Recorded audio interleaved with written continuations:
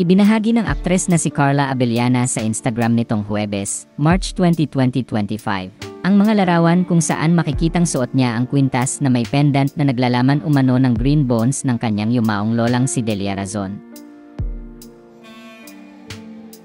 Ibig sabihin ay nakremate na ang mga labi ni Delia Razon, o Lucy May G. Reyes sa totoong buhay, na pumanaw noong March 15, 2025. Sa caption ng kanyang post sa Instagram ay ipinaalam ng aktres sa publiko na balik trabaho na raw siya. Ayon pa sa kanya, may nakitang green bones sa cremated remains ng kanyang lola. Anya, back to work. Forever with Mamang now. These are her green bones.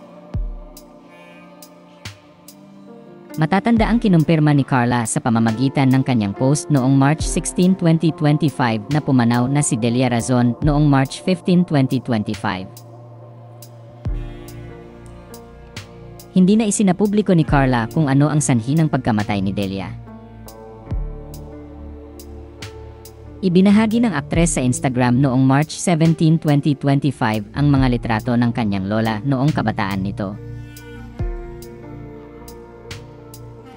Paglalarawan ng aktres sa kanyang lola sa caption ng kanyang post, "The strongest, bravest, fiercest, and most beautiful." Kasama sa mga litratong ipinost ni Carla ang sulat niya kay Delia noong bata pa siya.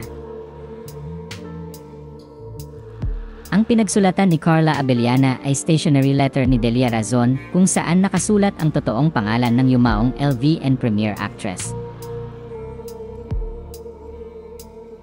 Inalala naman ni Carla ang kanyang lola sa huling araw ng wake nito. Kwento niya, siya ang favorite apo ng kanyang lola dahil siya ang sumunod sa yapak nito, pero nilinaw niya na favorite apos ng kanyang lola ang lahat ng mga apo nito.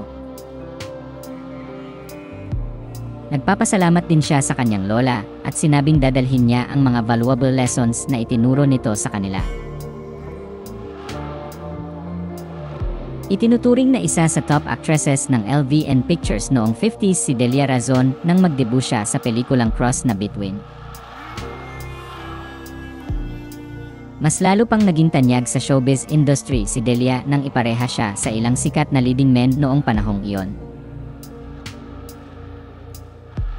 Kasal si Delia Razon sa negosyanteng si Aurelio Reyes.